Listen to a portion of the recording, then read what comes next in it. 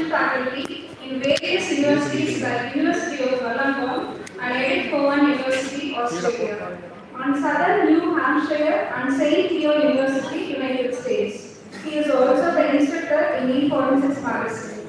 He also received numerous research grants from various universities and organizations and also took part in industry consultancy projects. He presented in numerous conferences and published nearly 20 articles in Scopus Index journals. He is also the editor for many global journals and reviewer for the IEEE journals. He also presented in various guest lectures and faculty development programs. Now, I would like to invite Dr. Shivaraman Ishwaran to shower his thoughts of intelligence towards our students. Sir, the session is all yours. Thank you. Thank you, ma'am. As we gather here, let's remember that our individual sparks of curiosity collectively illuminate the path of progress. It's my honor to welcome our distinguished chief guest, Dr. Shivaraman Ishwaran, Senior Lecturer, Department of ECE, Curtin University, Miri, Malaysia.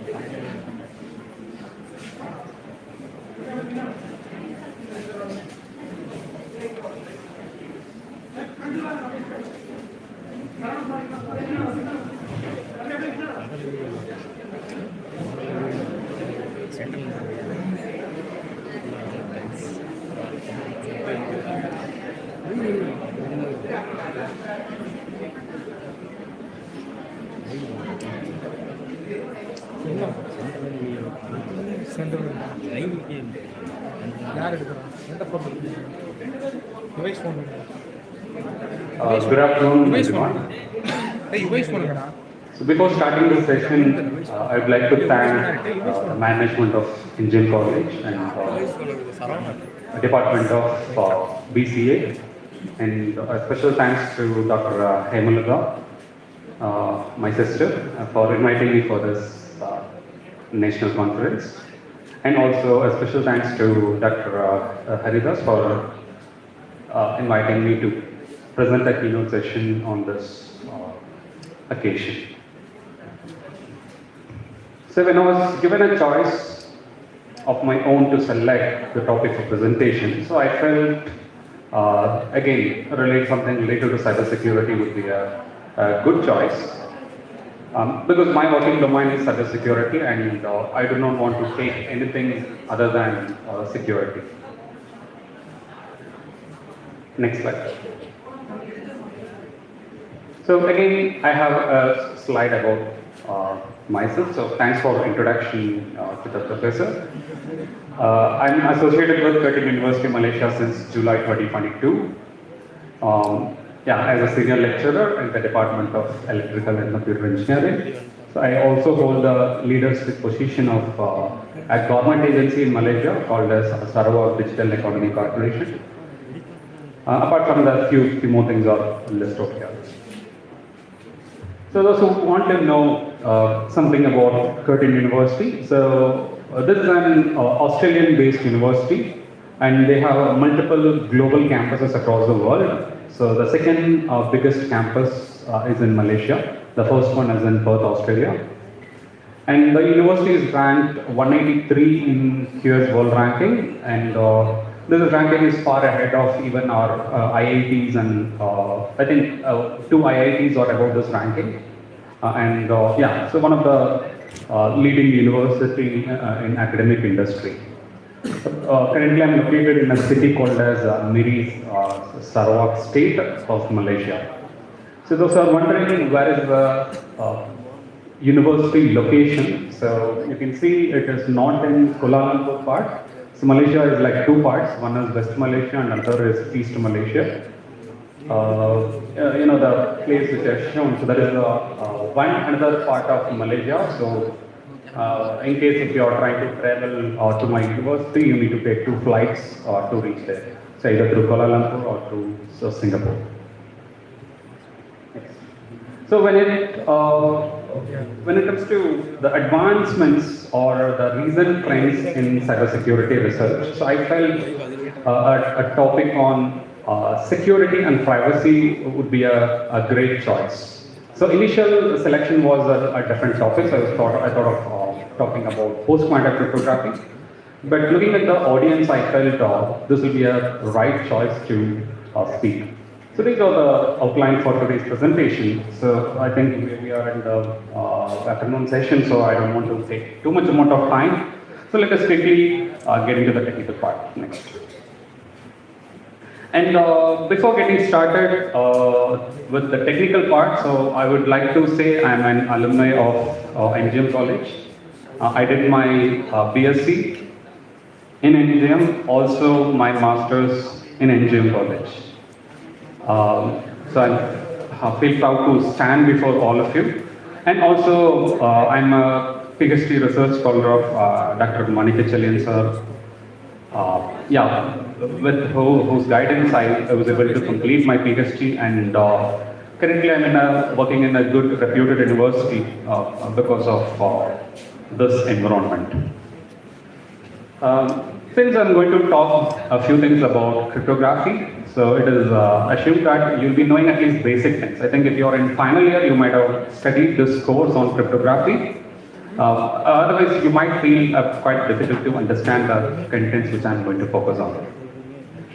When I'm going to talk about security and privacy, so the contents will be more towards healthcare sector, because in security, healthcare is considered to be the most sensitive data across the world. So the first most sensitive data is healthcare, followed by the financial sector. Say I have something like, say, cancer disease, like serious disease like cancer, and my records will be available with the hospitals. So if an attacker or a hacker is able to get access to the records of the hospitals, what will happen is the attacker will reach out to me stating that I have your medical history, entire history of your health. If you don't give me this much amount of money, I'm going to disclose this to the public. Assume I'm a big person, and if such kind of information is leaked outside to the society, and it is going to be a big trouble. Once upon a time, in the recent years, I think 2022, a largest hospital in Singapore got hacked, and the details of Prime Minister, many other ministers' records were also stolen from that database. So healthcare records are a very serious thing. So the contents which I'm going to speak will be more or less relevant to the healthcare sector. Next.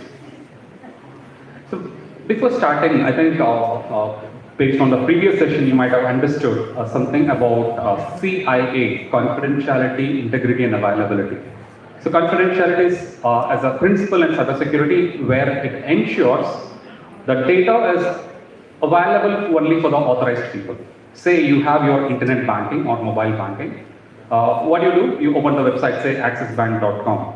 You open it, it will ask for username and password. Then you need to input your details, only then you'll be able to access it. That is confidentiality. You're the only authorized person, so it should be available only for you. Other than you, no one should be in a position to access it, even including the banking, the bank backend side.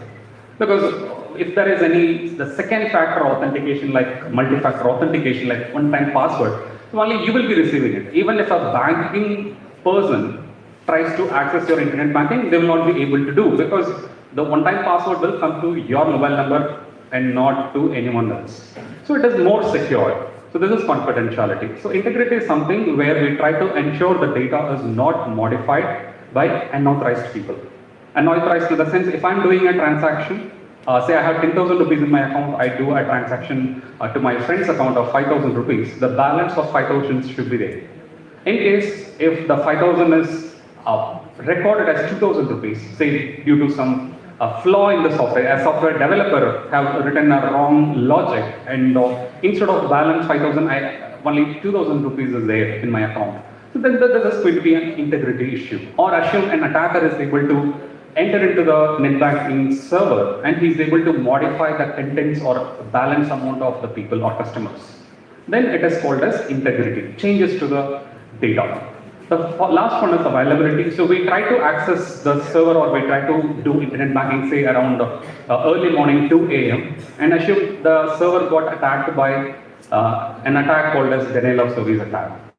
And this is going to be availability concern. Means I will not be able to perform internet banking, I cannot do a transaction, my server is down because of an attack. So this becomes an availability issue. So first trend in security, one of the trends in security is lightweight cryptography. As the name implies, so these cryptographic algorithms, you might have heard about cryptography like say public key cryptography, private key cryptography, RSA algorithms, AES encryption system and so on. These are meant for traditional or I would say the traditional computers like your laptops, desktops, server machines or high-end machines where say my laptop has some 12 GB RAM and i5 processor. So these are like high-end processors where it can handle these algorithms easily. You have WhatsApp and the WhatsApp communication between you and your friend is end-to-end encrypted. And again, this happens because the algorithm can function on your mobile phone because mobile phone nowadays have 4 GB RAM, 8 GB RAM. It has a lot of power, right? So it doesn't have any constraint. Once it comes to an environment like Internet of Things, so most of you might have heard about Internet of Things, something like Industry 4.0, something like smart home, something like autonomous cars. So all these places, there are many number of sensors. Those sensors will be collecting data from the environment and will be sending those data to the server or cloud to do some processing or analysis. So when this needs to happen, the data are again sensitive data from the device. Say actually you have some sensors and some Industry 4.0 like an autonomous car manufacturing system. And there are many sensors that will be working together. And that need to send data to the server. And this data need to be sent over some communication channel, obviously through a network. And attackers can easily enter into the network. So in that case, there should be again some protection where we need to have some usage of cryptography. I'm assuming you know about something about cryptography.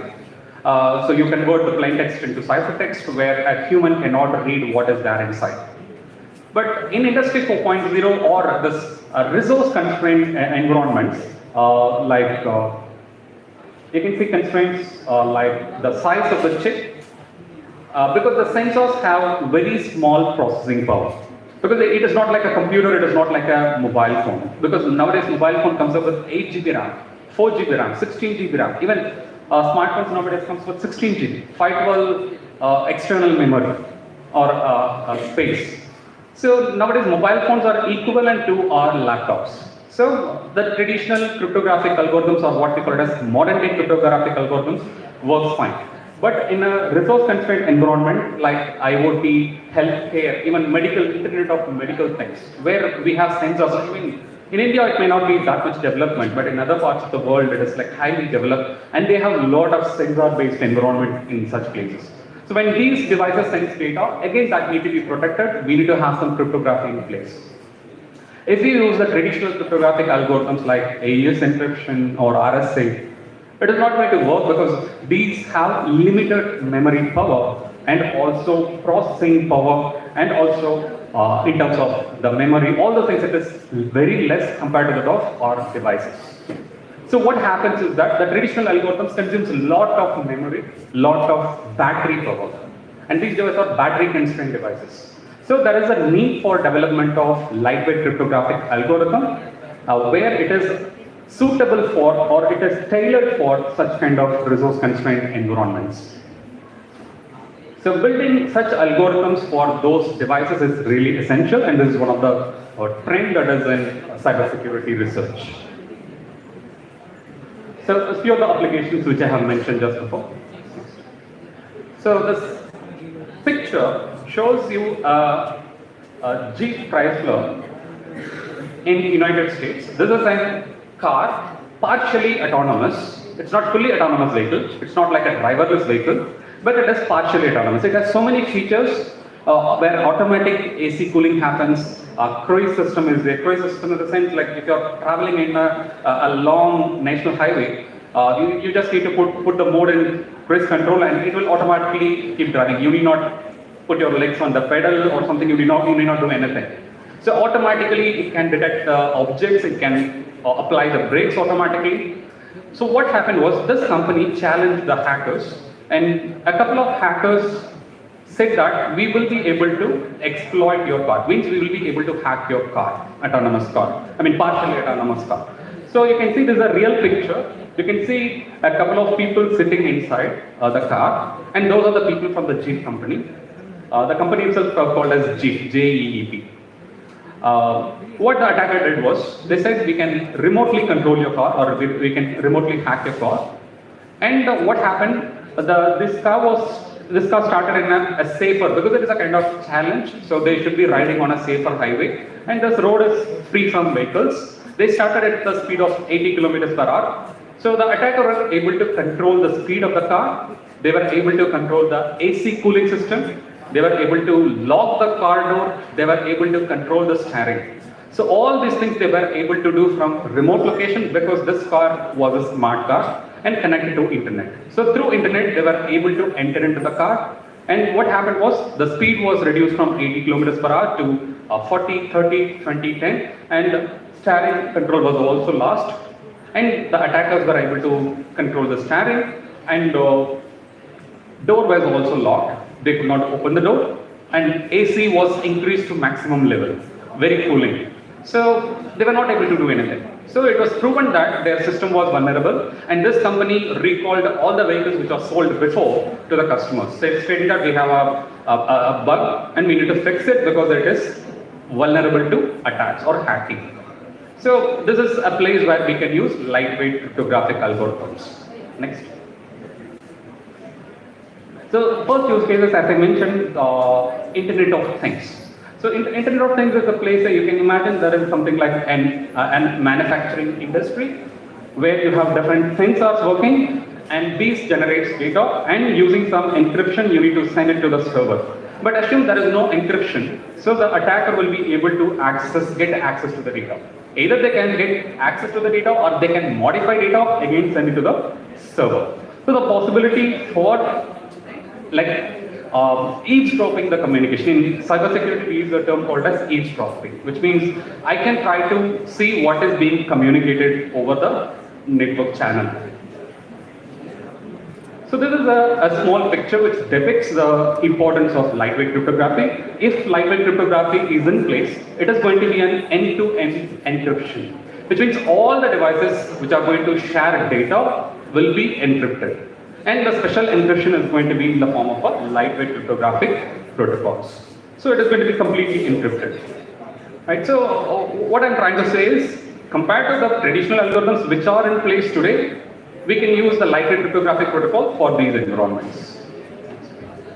So this is a picture which I was talking about the autonomous vehicle. So it has something like Canvas, Controller Area Network. And you can see that all the numbers are sensitive places, or kind of few things are sensors, few things are like devices, where all of them generates data and sends data to the server over some communication channel. So once the attacker is able to enter into the canvas, they will be able to control the entire vehicle. So the example which I have shown is similar to that of this canvas hacking. Right?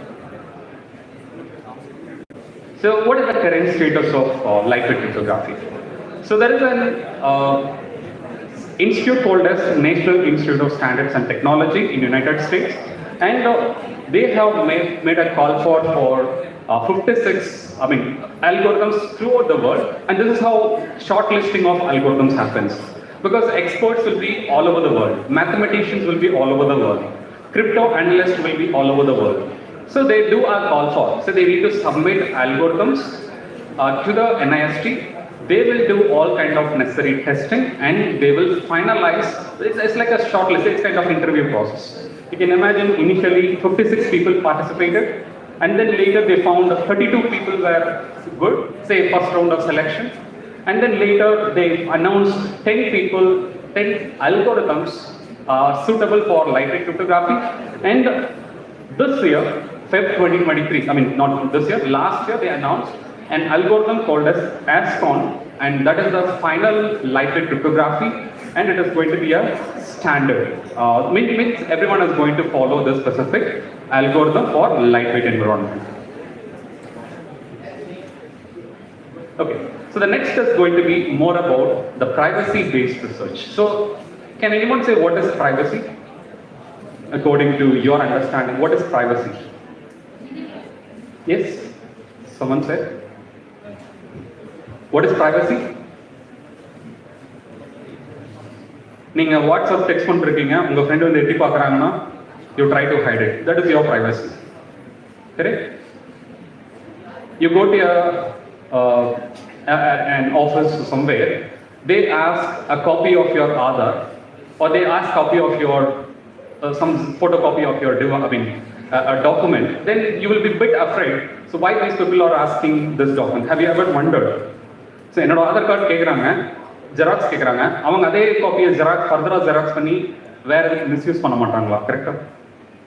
S, என்னோட data மற்றவங்க use பண்ண முடியும். Say for example, I don't know whether you people will say, so once you go to job, எப்படியாவது the banking people or third party service providers will get your mobile number and they'll keep calling you or they'll keep disturbing you to get a loan or to get a credit card. எனக்கு இப்போ நான் ஒரு வருஷம் என் phone ஒர்க்கில் இல்லை, நான் மலேசியாவில் இருக்கிறப்போ என் நம்பர் ஜஸ்ட் மெசேஜஸ் வரும், இட் ஆக்டிவ் இருக்கும், பட் கால்ஸ் வராது. I won't do recharge, some minimal recharge I will do and only SMS will come and that too I need it for banking transactions. But இங்கே ஒரு 30-40 days லீவுக்கு வந்தால் those people still keep calling me, irritating me, asking for this, that, because I'm not going to do anything with that. They still keep calling. But this is my privacy. They should not disturb me unnecessarily. Then the first question I'll ask is, how do you know my mobile number? But there is no use of asking, because they can purchase mobile numbers from dark web. உங்க database hack பண்ணாங்கன்னா, எங்காச்சும் இந்த database hack பண்ணாங்கன்னா அதில் கஸ்டமர்ஸோடைய mobile number இருக்கும், email ID இருக்கும், address இருக்கும். அதை வச்சு they can purchase the database. Hack பண்ணுறதுக்கு தான்.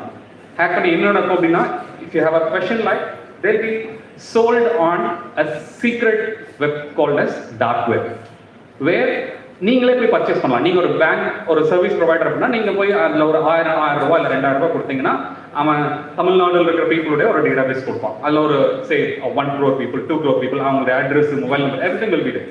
அப்போ நீங்கள் அவங்களுக்கு கால் பண்ணி அவங்களோட job, I mean depends on which database got hack, every detail will be there. So உங்களுடைய மொபைல் நம்பர் என்ன பண்ணுறீங்க அதெல்லாமே இருக்கும். அப்போ நீங்கள் ஒரு ஜாப் இருக்கீங்கன்னா they will call you. So நீங்கள் இதில் இருக்கீங்க, they will give you a loan. This is how things happens. So this is my privacy. I do not want to disclose any of the information. So you can see, privacy can also be said to be the right to control how information about you is used, processed, stored or shared. என்னோட rights இல்லாம யாருமே என்னோட details share பண்ணக்கூடாது. I have some privacy. I don't like. So உங்க photo இருக்கு, நீங்க ஒருத்தவங்க dress பண்ணி அனுப்புறீங்க. If they share your photo with someone else, correct? You send your photo to someone over WhatsApp. Assume someone is sharing your photo to someone else. That is your privacy. Because personally you trust someone and you send it. But when it comes to research or education, so we'll understand where the privacy plays a major role. So privacy is all about individual rights and autonomy. So he was talking about AI in cybersecurity. So for AI, definitely AI பத்தி தெரிஞ்சிருக்கும். So you need to give data. எவ்வளோ data தர்றீங்களோ அவ்வளோ it can train well. அது சொல்லி தராங்க. நீங்கள் data கொடுத்து இப்படி இருந்தால் நீ இதை இப்படி கிளாஸிஃபை பண்ணு, இப்படி இந்த மாதிரி கேரக்டர்ஸ் இருந்தால் இந்த பையன் நல்ல பையன், இந்த மாதிரி கேரக்டர்ஸ் தான் இந்த பையன் மோசமான பையன். அப்போ you give so much. Okay, ஃபாஸ்ட்டாக ட்ரைவ் பண்ணுவாங்க, it's bad guy, classify that guy as bad guy. So இந்த பையன் மொபைல் யூஸ் பண்ணிட்டே இருப்பான், so classify as bad guy. He's a slow driver. Say he's like he won't use smartphones all the time. He's addicted. He's not addicted, which means I'm not addicted. So the machine learning நீங்க ஒரு data கொடுக்க okay இப்படி சொன்னா இப்படி classify பண்ணணும். இது நான் நல்ல பையன் சொல்லணும், இவன் நான் மோசமான பையன் சொல்லணும். இதுக்கு வந்து you need to provide data to this algorithms. It's all about machines, right? It's all about machine. So எவ்வளோ data கொடுக்குறீங்களோ it can predict or it can classify correctly, accurately. So what we call it as accuracy. So here it is all about individual rights and autonomy. என்னோட knowledge இல்லாமல் நான் வந்து ஹாஸ்பிட்டலில் நான் ஒரு patient அப்படின்னா என்னோட நாலேஜ் இல்லாமல் என்னோட டேட்டா வந்து ஹாஸ்பிட்டல் ஒருத்தங்களுக்கு ஷேர் பண்ணுறாங்க இல்லை விற்கிறாங்கன்னா I cannot allow it. So it's all about my autonomy, my rights. I have rights to say that I will not share my personal details. எனக்கு பிடிக்காததா even though it is maybe public, I will not share unless it is a national level numbers like Aadhaar or something. அது நம்ம கொடுத்தாலும் we don't have other choice. But other things I'm not ready to provide. So that is your rights. So trust and user confidence. Privacy இருந்தா தான் வந்துட்டு patients will or like say people will contribute data to you. So நான் எப்படி உங்களை trust பண்றது? Okay, let me give you my data. But what is the security and privacy? So if you miss it, நீங்க கேர்லெஸ்ஸா வந்து யாராச்சும் data steel பண்ணிட்டாங்கன்னா how can I believe you? That is like trust and user confidence. Legal and regulatory compliance. So foreign countries la pathina they have so many acts, very sensitive acts. HIPAA Act ஒன்று இருக்கு, அது வந்து United states. GDPR ஒன்று இருக்கு, it is in Canada. European countries. And India recently they have announced, I think something like PDP something, Personal Digital Privacy some Act in 2019. So these acts are very serious and it allows you to say no to sharing your data for different purposes. So legal and regulatory compliance. Then we have ethical consideration. So ethics in the sense, நான் எங்கிட்ட ஒரு data எனக்கு trust பண்ணி கொடுக்கணும்னா I cannot share it with other people. So privacy again matters a lot. I cannot share the data of someone else to people who are doing analytics. Then we have mitigating discrimination and bias. So in the sense, machine learning model கொடுக்கும்போது it should not be from one particular location. So நான் ஒரு cancer ப்ரெடிக்ஷனுக்கு நான் வந்து ஒரு algorithm நான் train பண்ணுறேன் அப்படின்னா it should be from different geographical locations, people from India, people from United States, because this business category varies. அப்போ discriminate பண்ணி காமிக்க கூடாது. ஓ இந்த பீப்புளுக்கு வந்து பிகாஸ் இட் ரிசல்ட்ஸ் வரும்போது இந்தியன் பீப்புளுக்கு இவ்வளோ டிசீஸ் இருக்கு, அது வந்து பப்ளிக்காக டிஸ்க்ளோஸ் ஆகும். So it comes to mitigating discrimination and bias. Sensitive information, as I mentioned, all the sensitive data like healthcare, finance, manufacturing, and obviously the reputation and brand image. So when it comes to data sharing, say Jio எடுத்துக்கங்க, so you purchase a SIM card from them and they collect so many information from you. Again, what is the guarantee that they safeguard my data? If they become vulnerable to attack, if they get hacked, all of your data will be hacked. So our reputation damage ஆகும். I don't know how many of you are aware of. So initially, when we were like you, there was a social networking website like Orkut, ORKUT. Maybe you can go and search for it, and adhe eppadi kaaname pochunu solli paakalam. It is all because of attacks. It is all because of hacking. So this happens. Privacy will be spoiled. நான் ஃபேஸ்புக்கை trust பண்ணி நான் photos போடுறேன், அதை யாராச்சும் திருடிட்டாங்கன்னா it is responsibility of Facebook. But I cannot do anything. So it is all about reputation and brand image. So I trust Facebook because I trust their security strengths. So this is about importance of privacy. So the first topic which I'm going to consider is federated learning. So this is again a part of machine learning. So it's a quite different one. So machine learning it is centralized. So எல்லா டேட்டாவும் நிறைய பக்கத்துல collect பண்ணுவீங்க. You give it to a single server which is centralized. சர்வருக்கு நிறைய கொடுத்து அது சொல்லி கொடுத்துட்டே இருப்பீங்க, அது லேர்ன் பண்ணிட்டே இருக்கும். கடைசியில் ஓகே அது நல்லா லேர்ன் பண்ணி முடிச்சு வச்சு நான் அதுக்கிட்ட நான் உன்னை டெஸ்ட் பண்ண போகிறேன், இந்த அதை வச்சு எனக்கு இதுவான்னு எனக்கு கிளாஸிஃபை பண்ணி சொல்கிறேன். So it classifies. ஓகே இதுன்னு எனக்கு கிளாஸிஃபை பண்ணி கரெக்டாக சொல்லுதா தப்பாக சொல்லுதா. ஓகே நான் ஒரு 100 டெஸ்ட் டேட்டா கொடுக்குறேன், அது 90 கரெக்டாக கிளாஸிஃபை பண்ணிடுச்சு, 10 தப்பாக கிளாஸிஃபை பண்ணிடுச்சு. 90 நல்ல பர்சன் கெட்ட எக்ஸாம்பிள் எடுத்துங்க. ஸோ 100 இதில் நான் ஒரு 40 people bad people, 60 people good people சொல்கிறேன். அது வந்து அந்த 40 peopleல ஒரு 38 peopleக்கு கரெக்டாக பேட் பீப்புள் 95 பண்ணிடுச்சு, 60ல ஒரு 52 கரெக்டாக ஐடென்டிஃபை பண்ணிச்சு நல்ல பீப்புள்னு சொல்லி, ரிமைனிங் 10 ராங்காக ப்ரெடிக்ட் பண்ணுறது. So the accuracy is 90%. 100ல் 90 கரெக்டாக ப்ரெடிக்ட் பண்ணிச்சு, 10 தப்பு. So it is going to be 90%. ஸோ as and when you give more data, and that is going to be a centralized in nature. But predictive learning is decentralized. So what does it mean is that your data is not going to someone else's hand. If I'm a healthcare service provider, எங்கிட்ட வந்து நீங்கள் PhD நான் பண்ணுறேன், எனக்கு data கொடுங்க, நீ எந்த hospital வேணாலும் போங்க, உங்களை மதிக்கவே மாட்டாங்க. I think research scholars would have experienced it. You say you want to do your PhD in healthcare, and you go and approach a hospital, they will never mind you. Because it's all a sensitive data, உங்களை trust பண்ணி எதுவும் கொடுக்க மாட்டாங்க. But because hospital won't trust you, because நீங்கள் ஏதாவது தப்பாக misuse பண்ணலாம், இல்லை நீங்கள் ஏதாச்சும் மிஸ் பண்ணிடலாம். So what is the solution for this machine learning process? So this is the federated learning, where the training happens in a decentralized locations. Now in the hospital, you have KMCH, you have PhD, you have say வேற another hospital இருக்கு, இந்த 3 hospital இருக்கு, 3 ஹாஸ்பிடல்ல cancer பேஷண்ட்ஸோட data இருக்கு. So the model காமனா இருக்கு, ஆனா நம்ம 3 hospital they are afraid that patientsோட secrecy வந்து லீக் ஆகும். So what should I do? நான் வந்து டேட்டா அவங்ககிட்ட இருந்து வாங்காம, if I'm a AI expert, now algorithm and its parameters are model. So in AI we call it as a model, and the model I give to these hospitals.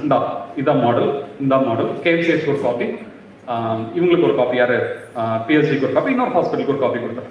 Now they keep training, ஏன்னா அவங்க data அவங்ககிட்ட இருக்கு. Now they trust us because நான் வந்து அவங்களோட டேட்டாவை கேட்கல, அவங்க என்விரான்மெண்ட்ல அவங்க செக்யூரிட்டி பீப்புள் வச்சு ட்ரெயின் பண்ணிக்கலாம். ட்ரெயின் பண்ணிட்டு they give me the result and parameters back to me.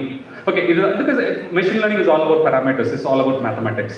So they give the parameters necessary for that model, because model is a code where you have necessary parameters given as input.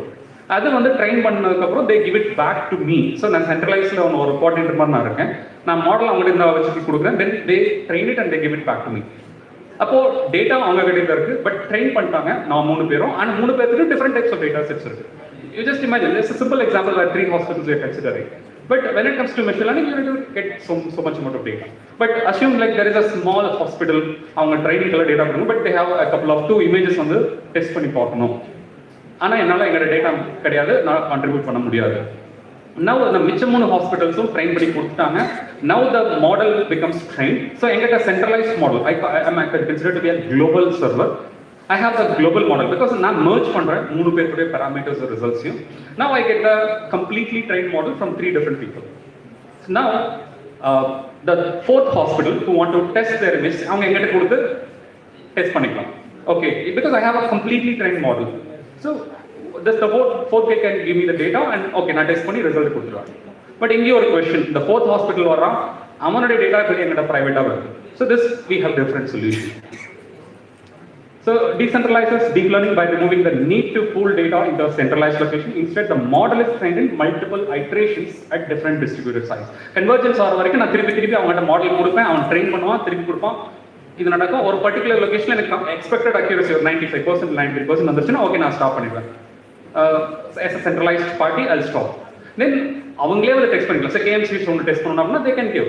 And in the training testing, other hospitals have also contributed.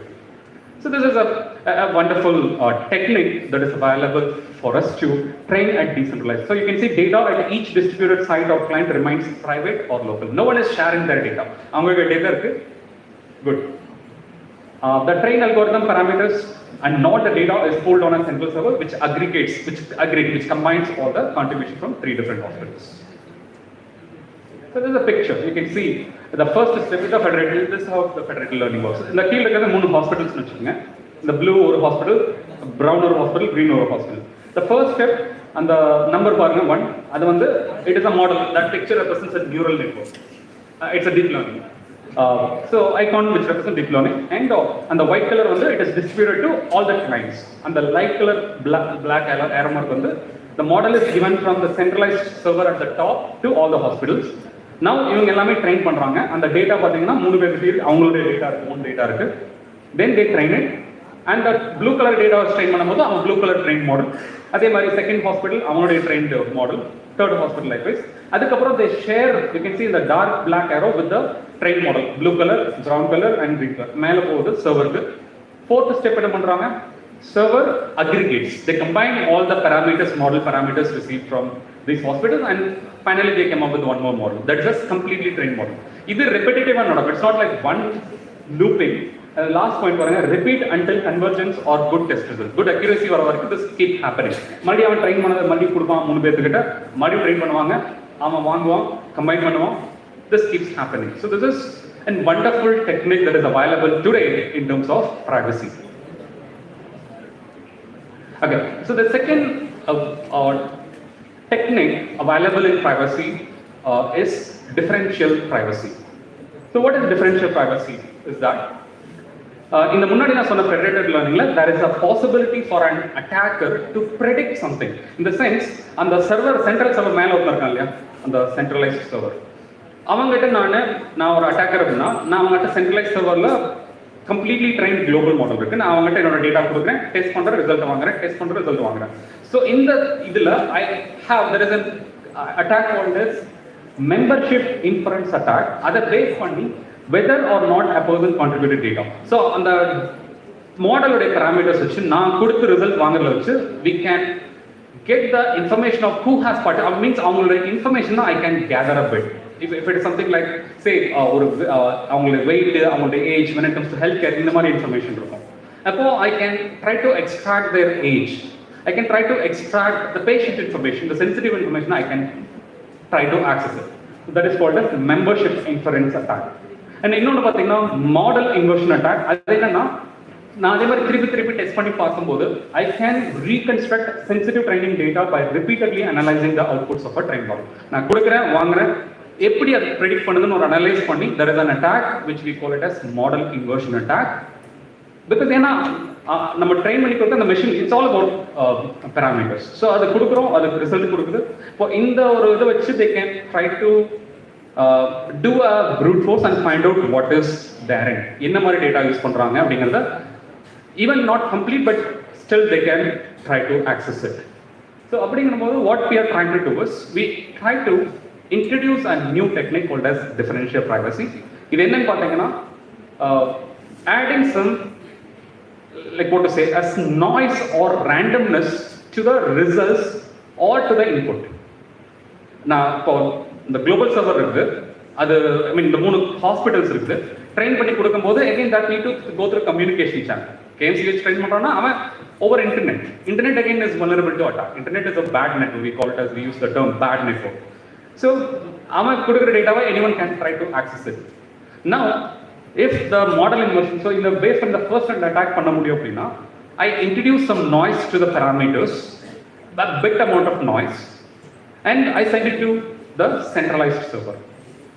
Or the centralized server global model இருக்கும், அதை ஒருத்தங்க நாலாவதா ஒருத்தங்க test பண்ணணும்னு நினைச்சாங்கன்னா இந்த global server வந்து கொஞ்சம் இதை ஆட் பண்ணி they add some noise to the inputs or outputs and they send it. அப்போ an attacker, when they enter into the conversation between two people, they cannot find out what is there because a bit of noise is added. அவங்களால கண்டுபிடிக்கும், okay இந்த பேட்டர்ன்ல இந்த மாதிரி output இருக்கலாம் அப்படிங்கறத they will not know. இது வந்து we follow long term, I mean in data mining கேள்விப்பட்டிருப்பீங்க, அதுல பாத்தீங்கன்னா anonymization more. For example, age னு வரும்போது இப்போ 53 years of age ங்கும்போது என்ன பண்ணுவாங்கன்னா அந்த டேட்டாபேஸ் ஒருத்தங்கிட்ட ஷேர் பண்ணும்போது they add or minus something, so plus 10 அப்படினா போனா 63 மாறிடும். அப்போ someone gets access to that record and age எல்லாமே தப்பு தரும். Correct? So we call it as anonymization.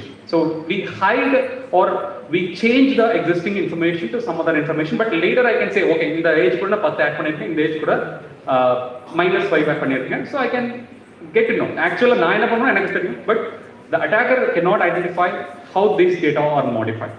So idha vandha machine learning சொன்ன மாதிரி they converted into something called as differential privacy. So definition என்னன்னு பாத்தீங்கன்னா there are many definitions. So one we say quantifying the degree of privacy protection provided by an algorithm on the sensitive data set it operates on. The noise add பண்றங்காட்டி attackers will not be able to predict what is there inside. So அந்த data உடைய ஐடியாவே அவங்களுக்கு கிடைக்காது. So even though the hospitals கொடுத்தாலும் attackers can try to understand what is there inside, but by using this differential privacy we can understand. So injecting noise or randomness into the raw data before feeding it to the local training model.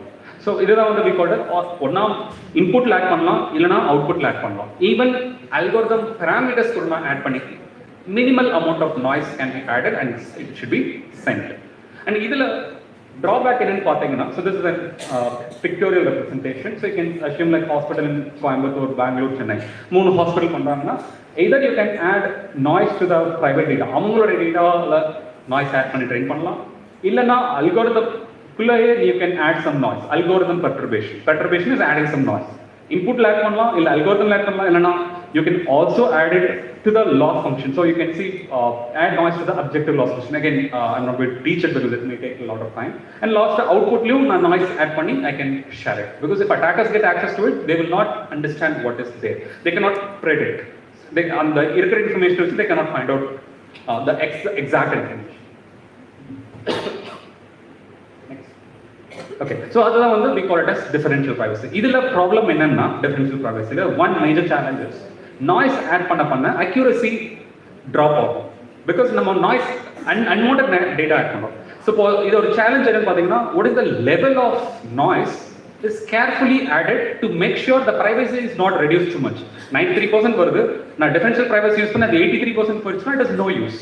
So I should carefully add some noise or randomness to the output or something or input or something, but still the accuracy say 90 வரைக்கும் போலாம். It is nothing, no issues for me. But if it is reduces too less, and there is no use for me to. Okay, so the third one is the third technique is homomorphic encryption. So this is also one of the latest trend in cybersecurity. நீங்க எல்லாமே இதுல you can do some very good projects, and you are not going to write code from the scratch. உங்களுக்கு model it is publicly available. You have the framework available. Only thing is you should learn how to execute a model. It's simple. You just need to add some necessary headers like program la eppadi C programming necessary headers add pannunga adhe mari da. You just need to know how to execute a model or run an algorithm. It's quite easy. So eppadi therinjukittingna it will be very easy for you. And this is quite different. So if you're going cancer prediction using machine learning, no one is going to accept because it's like very outdated one. So you can do something related to security or privacy. So when it comes to homomorphic encryption, this is also a special kind of encryption technique. So if I have some data, நீங்க என்கிட்ட கேக்குறீங்க எனக்கு data கொடுங்க நான் test பண்ணி தரேன். ஐ மீன் ஏதோ பண்றீங்க ப்ராசஸிங் பண்ண போறேன்னு கேக்குறீங்க. நான் என்ன பண்றேன், என்னால உங்களுக்கு ட்ரஸ்ட் பண்ண முடியாது. So what I do, I mean நான் சர்வருக்கு நான் அனுப்பணும், but I can not trust people. அந்த சர்வர் சைடு வந்து தேர்ட் பார்ட்டின்னு வச்சுக்கோங்க. எனக்கு ஒரு சரி கூகுள் இல்லை யாரோ ஒருத்தங்க ட்ரேடிங் ஒரு ப்ராசஸ் பண்ணி தர போறாங்க. So this data is need to be sent to that server. Obviously, it is a communication channel, internet. Nice one, it is a bad network. Attackers can easily enter inside. Now, this data will be encrypted. Encrypt பண்ணணும் இல்லைனா because every communication that happens today is encrypted. By HTTPS website varna it is encrypted. HTTP varna it will show a red color thing. You will not be able to perform a banking transaction. HTTP is not, it is HTTP secure. It is encrypted, end-to-end communication is encrypted. So all that communication is encrypted nowadays. But when it comes to machine learning, நீங்க encrypt பண்ணி server கணிச்சீங்கன்னா அவன் எப்படி அதை process பண்ணுவான், how they will do analysis because it is encrypted. அதுக்கு process பண்ணணும்னா you need to decrypt the content back to the original data and அவன் கையில கொடுக்கணும். அப்ப இங்க again privacy is missed out, right? Privacy இல்லை. நீங்க எதுக்காக என்கிரிப்ட் பண்றீங்க, யாராச்சும் கையில அந்த data கிடைச்சுன்னா they will not understand what is there because it is scrambled words or scrambled image or scrambled data. But for processing data should be in the original format. நீங்க encrypt பண்ணி அனுப்பிச்சீங்கன்னா அவன் வச்சு ஒண்ணும் பண்ண முடியாது. They cannot do anything. But homomorphic encryption is a special kind of case or special kind of technique, which is a reason day technique, where you can perform computation on top of encrypted data. On top of encrypted data. நீங்க உங்களுடைய டேட்டாவை யாராச்சும் கொடுக்கணும் for analysis அப்படின்னா you can encrypt using homomorphic encryption and you can தைரியமா நீங்க share பண்ணலாம். So the processing can be done on top of the encrypted data. அவன் decrypt பண்ணணும்னா it is not essential. அவன் process பண்ணிட்டு அவன் விட்டாலும் சரி ரிசல்ட்ஸ் எனக்கு கொடுத்தாலும் சரி well and good, but the analysis or processing can be done on top of encrypted contents. So Wouldn't it be nice to be able to encrypt my data in the cloud while still allowing the cloud to search, sort, or edit this data on my behalf? யார்கிட்ட கொடுக்குற நீ என்னவோ பண்ணிக்கோ, ஆனால் I will not decrypt it because உன்னை நான் நம்ப மாட்டேன். Keeping the data in the cloud in encrypted form. So encrypted form நான் ஸ்டோர் பண்ணிக்கிறேன், ப்ராசஸிங் எப்போ வேணாலும் அதை பண்ணிக்கலாம், திருப்பி எல்லாம் எனக்கு கொடுத்துட்டு தேவையில்லை, அதுவே நீங்கள் பண்ணி வேணுமானு பண்ணிக்க, நான் cloudல ஸ்டோர் பண்ணி வச்சுக்கேன். I feel safe. யார் எதுவும் பண்ண முடியாதுன்னு தைரியமா இருக்கேன். Encrypt my queries to the cloud while still allowing the cloud to process them, and then cloud returns the encrypted answers. Send பண்றதும் encrypted mannerல send பண்றீங்க, store ஆறதும் encrypted manner, processingum encrypted data மேல நடக்கும், result encrypted formatல வரும். So everywhere it is completely encrypted, everywhere it is completely protected, and I can completely secure my privacy here in this case. But question is, what is the challenge in this technique? நான் சொன்ன மாதிரி differential ப்ரைவசியில் noise add பண்ணுறீங்க, ஜாஸ்தியாக add பண்ணீங்கன்னா accuracy reduce ஆகும். So you need to make sure the trade off between accuracy and privacy is maintain, or like அதுக்கு research is going on, that's what we called as research. So நான் இவ்வளோ privacy add பண்ணால் இப்படி accuracy drop ஆகுது. So ஆப்டிமலாக எனக்கு இந்த அளவுக்கு நான் ஆட் பண்ணால் போதும், I get the best security as well as accuracy. So we call it as trade of.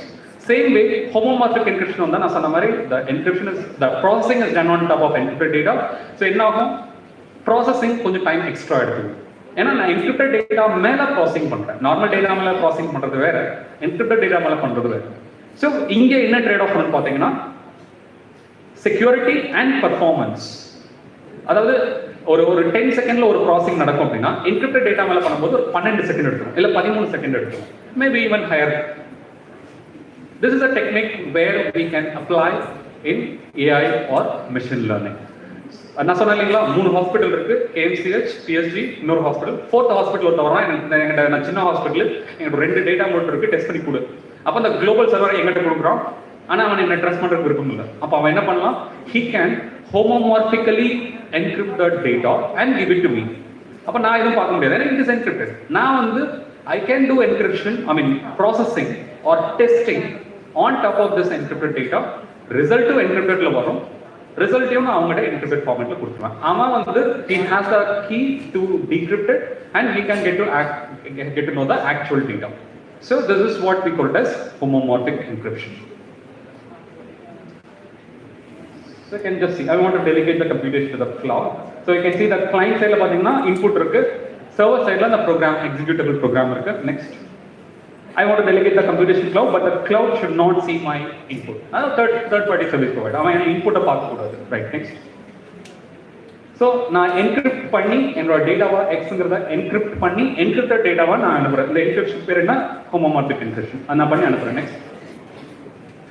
Other processing நடக்குது. அந்த brown color வந்து processing on top of encrypted data. So ENC P of X. அப்போ encrypted data மேல processing நடக்குது. Next. Next. Yeah, then result is sent back to the client back. So you can see, anga pathina, it is again a small example where we have f of x. It is a function, it is a processing, it is going to be an x square. So in our data 8.775, in our square panna x square, x is equal to 8.775, x square is equal to some value 77. Actually this is a bigger processing. This is nammalukku or simplicity ku I have given some small value. Adu encrypt ஆகி அந்த ஒரு value போகுது, cloud போகுது, அந்த cloud on top of encrypted data process பண்ணுது, x square perform பண்ணுது, 8.775 square perform பண்ணுது, ரிசல்ட்டையும் encrypted formatல கொடுக்குது, then அவங்க decrypt பண்றாங்க, அது ரிசல்ட் வந்து 77 வருது. This is a small example to see. So where can we apply this encryption, homomorphic encryption? So one is e-voting. So vote பண்றோம்னு வெச்சுக்கங்க, இப்போ அந்த voting machineல நிறைய issues இருக்கும்பாங்க, DMK ஜெயிச்சாங்கன்னா ADMK, DMK misuse பண்ணிருப்பாங்க, ADMK ஜெயிச்சாங்கன்னா ADMK misuse பண்ணிருப்பாங்க. Same way it applies for central government also. அப்போ is there anywhere we can have some secure e-voting system? And homomorphic encryption plays a role. என்ன பண்ணலாம், இப்போ நீங்க all of your voters அப்படின்னா உங்க ஓட்டை 1 or 0 அல்ல ஒரு 5 பேர் இருக்காங்கன்னா 1 2 3 4 5 பார்ட்டிஸ். ஸோ உங்களுடைய ஓட்டை என்கிரிப்ட் பண்றீங்க, எனக்கு ரிசல்ட் அனுப்பிச்சிருக்கேன். நான் தான் வந்து கொலேட் பண்ண போறேன், நான் தான் எலக்டோரியல் ஆஃபீஸ் ஒரு எலெக்ஷன் சிஸ்டம் ஒரு சம்திங், நான் தான் வந்து எல்லாத்தையும் பண்ண போறேன். நீங்க என்கிரிப்ட் பண்ணி எனக்கு கொடுத்துறீங்க, எல்லாரும் you encrypt and give it to me. So ஒருத்தங்க 1, ஒருத்தங்க 2 கோட் போட்டிருக்காங்க, ஒன்று 3க்கு, ஒன்று 4க்கு. I get values from different places, different people, encrypted manner. So I don't know what to which party you have voted for. I do again a small encryption called as concatenation. A small concatenation, a simple task in homomorphic encryption, additive homomorphic encryption. So this algorithm can work on encrypted content. So one vote merge two votes merge because algorithm can see what is the answer and can process and can give the result. Okay, one is an counter. It performs an additive algorithm and then it gives back the results.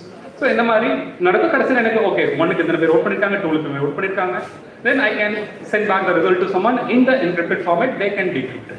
So this is what happens in an e-voting system using a homomorphic encryption. So this is again representation. So we usually have different types of homomorphic encryption like fully homomorphic encryption, partial, semi-homomorphic encryption, etc. Machine learning, you should go for, obviously you should go for fully homomorphic encryption. Next. So now key generation, obviously key encryption, decryption algorithm, either regular cryptography. When it comes to homomorphic encryption, next. So you need to have one more factor, that is evaluation process on top of encrypted data. So a small difference between the regular encryption systems and homomorphic encryption systems. So these are the types. As I mentioned, you have partially homomorphic encryption, somewhat leveled fully and fully. So the things are based on other rating in computational capacity in number of operations use cases. The first partially, another simple calculation, addition or multiplication, and it can do unlimited operation and any number. The best example is voting, as I said. And it can do some more product, whereas somewhat it is intermediate level of encryption system. Still it can do it can do only addition or multiplication, other than both multiplication and addition at the same time. So other than somewhat leveled and fully it is for complex operations like machine learning. So you can see fully homomorphic is most advanced. Why? Because the leveled fully homomorphic encryption is limited, whereas that is unlimited. Means the size of data can be unlimited. So you can perform tasks. But thing is, it takes time compared to that of normal processing. So you can apply homomorphic encryption in different places where you have the privacy as an important factor. So a few things are listed down here. Okay, so next one is challenges and limitations. So as I said, it's a bit quite complex because it's again fully homomorphic encryption should work on top of encrypted machine learning data. So it is going to be quite complex. Performance automatically will get degraded. And security and correctness. Sometimes the processing, encrypted data processing, encrypted data, sometimes they get corrupted. Still, research is going on. There are many proven encryption systems. So morning he came from, I think, Microsoft. Microsoft has a framework called as Microsoft Seal, SEAL. The framework directly download you can directly use in your work, project or research. So it is hindered by the lack of common frameworks, libraries, protocols and benchmarks. In the sense, interoperability issues. Your data or environment encrypt that may not work in other different environment. In the sense, in terms of operating system or again processing capacity and other things. So these are few challenges and limitations associated with homomorphic encryption. Next. But still it has good applications and potential to preserve privacy. Next. So this is a last thing which I'm going to discuss in this session. This is one of the work done by my previous students and they are from Bangalore. And this work got published in a reputed journal. It's we call it as Science Citation Index journal. So this is the highest level of indexing in research. It is an extraordinary work done by them. And it's a what we call it as hybridization of the three approaches which I discussed: federated learning, homomorphic encryption, and differential privacy. If you look into this, left side they have this is their proposed framework. All the four students are smart people, and you can see this is how they work. The first on the left side, federated learning is there, and you can see there are two hospital icons. They have their data, and you can see at the center part, you can see there is a centralized global server. They give the untrained model. You can see at the top. the model kind of icon at the top, and that is given to the two hospitals. They train themselves with the data they have, and the trained result is sent back to the global server back. As I said, if attackers get access to those model parameters, they will be able to predict what is the model and how it performs. So what they do differential privacy. They add some noise to the output and they send it to the global server. And once it is sent to the global server, it will be aggregated, means the results will be added to become a global model. Means it is a completely trained one. So it is going to be a completely global trained model at the centralized server. Now attacker noise add he will not get anything out of it. I mean, predict பண்ண முடியாது என்னென்ன மாதிரி data feed பண்ணியிருக்காங்க, எதனால அந்த result இப்படி வந்திருக்கு, என்னென்ன பேராமீட்டர்ஸ் முன்னாடி யூஸ் பண்ணியிருக்காங்க, இது மூலியமா நான் ஏதாச்சும் ஹாஸ்பிட்டலோட டேட்டா எக்ஸ்ட்ராக்ட் பண்ண முடியுமா? ஸோ தே கேன் இப்போ நாய்ஸ் ஆட் பண்றங்காட்டி it is impossible for the attacks. You can see model inference attacks will be prevented. அப்போ அந்த சைட் பார்த்தீங்கன்னா you have the homomorphic encryption which I explain just now. நான் சொன்ன மாதிரி இந்த side you can assume PSG and KMCH. அந்த side பார்த்தீங்கன்னா maybe GK not some hospital you can imagine. அவங்க வந்து என்ன பண்ணுறாங்க, எங்கிட்ட டேட்டா கம்மியாக தான் இருக்குது, நான் டெஸ்ட் பண்ணணும், நான் என்னோட டேட்டாவை என்கிரிப்ட் பண்ணிக்குவேன். என்கிரிப்ட் பண்ணதை சென்ட்ரலைஸ் சர்வருக்கு அனுப்புகிறேன். அந்த மேலே பார்த்தீங்கன்னா encrypted prediction encrypted data, sorry at the bottom brown colour நேரம் மாதிரி பார்த்தீங்கன்னா சென்ட்ரலைஸ் சர்வருக்கு வருது. And since I have homomorphically encrypted data, the centralized server, the model which is shared between these local people, again has the capability to perform a global prediction on top of the encrypted data. So now the global server will be doing prediction and the encrypted prediction will be sent back to the hospital. இப்போ பார்த்தீங்கன்னா இந்த எல்லா இடத்துலையும் privacy is preserved. Attack நடக்காது, hospitals data share பண்ணல யாருக்கிட்டையும். அந்த மூணாவது hospital which has less amount of data, எங்களோட டேட்டா கிடையாது, பட் என்னோட டேட்டா எப்படி நான் ட்ரஸ்ட் பண்ணி கொடுக்குறது. மற்ற ஹாஸ்பிட்டல்ஸ் யாருமே சென்ட்ரலைஸ்ட் மாடல்கிட்ட கொடுக்கல. It stayed with them. It is decentralized. Central மாடலே டேட்டா யாருமே இங்கே கொடுக்கல. பட் அந்த ஹாஸ்பிட்டல் என்னால் கான்ட்ரிபியூட் பண்ண முடியாது எங்கள் டேட்டா இல்லை, பட் ஸ்டில் நான் டெஸ்ட் பண்ணணும். அப்போ they need to send the data because they don't have other choice. நான் டெஸ்ட் மட்டும் பண்ணா போதும், நான் ட்ரெயின் பண்ணுறதுக்கு எங்களோட டேட்டா கிடையாது. So they encrypt the assume image, cancer image or something, or X-ray image or something, and they send it to the centralized server. It predicts it. The result will be sent in the form of encrypted format, and the hospital which is requesting will be decrypting the contents and will be looking inside. So I think I've covered most of the things on time. So if you have any questions, you can feel free to ask.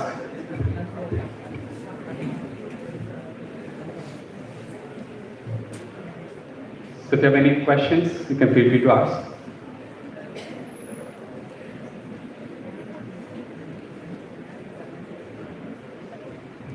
So in cybersecurity, there are many domains. So this, the contents which I have presented is applicable for faculty members, researchers who are joined for today's national conference, and also for the students. So anyone of you can start learning these things, and you can do your final project in your final year or something. Right? So apart from cybersecurity, apart from these things, you have a lot of information or contents on cybersecurity. So you can learn something about penetration testing or ethical hacking. And so likewise, he's working on email spam filtering system. So when I was talking to him, he was telling that he's working in this specific domain. And in the morning, one of the student asked about the adversarial machine learning, right? Can I see the person? Can I see the student here? The student in the morning session, she raised a query. Yeah, so we also work on adversarial machine learning. So as I mentioned, the attackers can do attacks, model inversion attacks, as I said, or membership inference attacks. So these are adversarial attacks. The attacks can be done on top of these models. What he discussed was AI for cybersecurity. What I discussed was cybersecurity for AI. So the things which I discussed is all about cybersecurity for AI. How can you use cybersecurity solutions to protect your AI models or AI solutions? So what I will discuss was என்னென்ன cyber security problems இருக்கு அதுக்கு எப்படி நீங்க AI apply பண்ணலாம். So one example is network intrusion. So attackers வந்து உள்ள வர்றாங்க.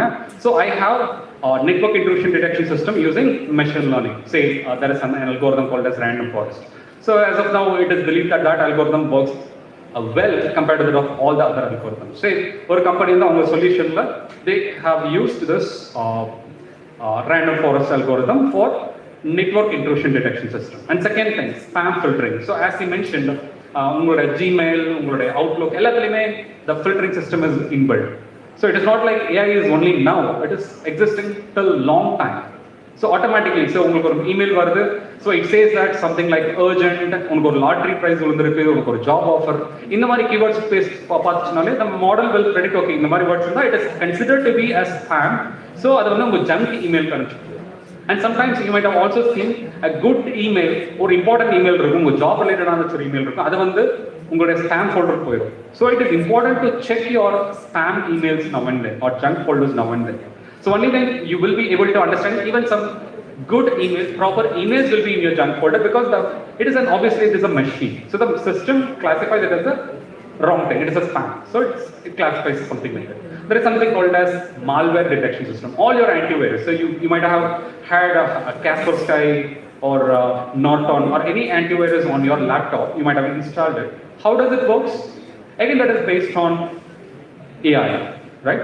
Because it knows if this is the virus, so it matches. So every malware or every virus is a part of malware. Malware is a piece of code which could make some damage to your resources. So this malware prediction system is on your say laptop. It's nothing but your antivirus. So எதுக்கு வந்து உங்களை update பண்ண சொல்றாங்க antivirus? அந்த new மாடல்ஸ்க்கு train ஆகும். உங்களுடைய புது virus ஒன்று வருது, அவன் everyday the virus gets introduced. So என்ன ஒன்று பார்த்தீங்கன்னா லைக் அப்டேட் பண்ணிக்கிட்டே இருக்கணும். நியூ வைரஸ் ஒரு வருதுன்னா அவன் மாடல் ட்ரெயின் பண்ணி ஆகணும் நம்ம model. That's what is happening. So நம்ம அப்டேட் பண்ணும்போது அந்த வைரஸ் டெஃபினிஷன் எல்லாமே உங்களுடைய லோக்கல் மெஷினுக்கு ரெடி ஆகும். அப்போ நம்ம ஒரு புது வைரஸ் வரும்போது your machine will be protected. So nowadays we have good internet connection and automatically it gets updated. Nowadays antivirus gets updated automatically. And again, all the solutions which he discussed was AI for cyber security. Cyber security issues with AI எப்படி apply பண்ணலாம். So what I discussed today is how can you apply cyber security for AI? AI systems protect பண்றது. அந்த காலையில கேட்டாங்க AI system-ஐ attack பண்ண முடியும்னா என்ன பண்றது? We don't have other choice. ChatGPT இருக்கு. We can make a ChatGPT. So ChatGPT நான் கேட்டேன் என்னோட penetration testing subject students நான் கொஞ்சம் I want to learn something. I could not find sufficient results on the internet, just Google search. So I went to ChatGPT. I asked, so what is the step to do so and so? So it said, no, I cannot answer. It is related to ethical hacking. So this என்ன சொல்ல முடியாதுன்னு. But அதே கொஸ்டினை இந்த இதை நான் கண்டுபிடிக்க எப்படி பண்ணணும் நான் கொஸ்டினை திருப்பி கேட்டேன். It gave me the answer. அது வந்து again it is a model. It based on keywords. நான் வந்து அந்த keywords ஃபைண்ட் பண்ணிட்டு ஓகே இது வந்து நான் தப்பான யூஸ் பண்ண பார்க்கறான்.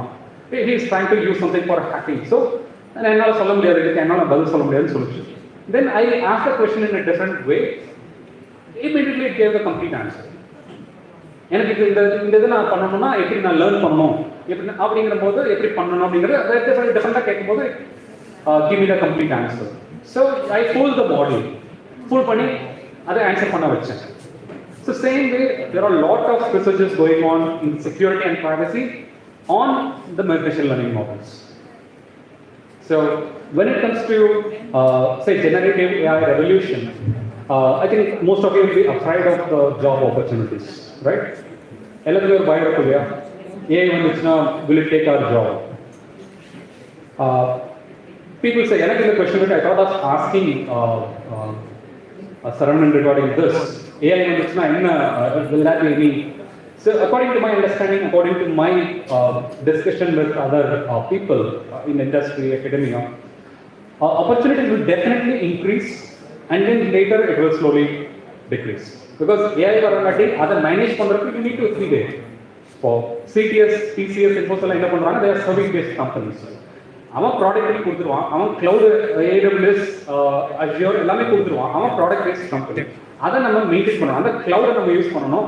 அதை இன்னொரு கம்பெனிக்கு ஒரு பேங்க் இருக்கும், அவன் கிளவுடுக்கு நம்ம பண்ணணுமா, நான் அதுக்கு AWS உடைய கிளவுடை வாங்கி நான் அதை கற்றுக்கிட்டு அதை நான் வந்து என்னோட கிளைண்ட் நான் சொல்லிக் கொடுத்தேன். அதுதான் என்னோட வேலை. That's what we call as service based company. நான் வந்து கிளவுட் நான் வந்து I'm not going to be a giant like AWS or Microsoft Azure. But TCS they are not doing the job. அவன் கொடுக்குற ப்ராடக்ட்டை இவன் கற்றுக்கிட்டு இதை வந்து இன்னொரு கிளைண்ட்டுக்கு சொல்லிக் கொடுத்து அவன் காசு சம்பாதிக்கிறான். So this is like service based companies, right? So in the scenario when it comes to AI, obviously எல்லாரும் யூஸ் பண்ண போறாங்க. Everyone is moving towards AI. Every company has started investing billions of dollars in India. Like Accenture have invested 9,000 crores for AI. Recently, I was supposed to score or a project research. It was like 1.2 billion US dollar. I think they missed something, and that is based on AI. Many developments happening in AI. There are opportunities. AI work பண்றதுக்கு அதை run பண்ண வைக்கிறதுக்கு we need to be there. So it will be there, but later part of time, அந்த சில jobs இந்த league level இருக்கிறவங்க எல்லாமே பார்த்தீங்கன்னா they may get removed. அந்த frequent job பண்றவங்க இப்போ now I think Paytm removed some 1,000 people from their IT sector. So அந்த job வந்து AI can do better அப்படிங்கிற போது they obviously replace the human. எல்லாருமே expenses reduce பண்ணணும்னு நினைப்பாங்க to earn more profit. So that will happen, but people with skill sets have opportunities. So I think morning the principal discussed பண்ண was சொன்னார் நினைக்கிறேன். So skill set is really essential. So he read a news article, right? So if you have skill sets, you can definitely. And cybersecurity is one of the wonderful field when it comes to a career. Cybersecurity போனீங்கன்னா you will be on a safer side. எந்த காலத்துல எந்த பிரச்சனையும் வராது. As and when you get experience, so இவரை பார்த்தீங்க இல்லையா, அவர் I mean he was in some company for 3 years with that experience. So you can be on a safer side, and your experience is a big thing. So it's a wonderful field. So I strongly recommend all of you to be part of cybersecurity, learn tools, and be prepared yourself for the tech. So with this, I conclude my session. If you have any questions, so you can feel free to ask me. So you can find my email ID. So in case if you're interested, say I think we are planning for a kind of MOU signing of NGM College with Curtin. So initiation has started. In case if you're interested in visiting our university, say for 2 weeks internship or 3 weeks, maybe you can be in touch with your head of the department. And yeah, so you can always feel free to reach out to me in case you need any guidance in terms of your academy or career. Feel free to reach out. So you can expect a reply from me within 24 hours. Yeah, so with this I'm concluding my session. If you have any questions, you can ask.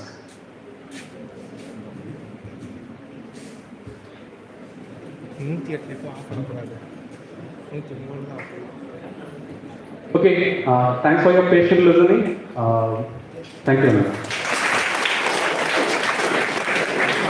Thank you, sir, for the insightful keynote address.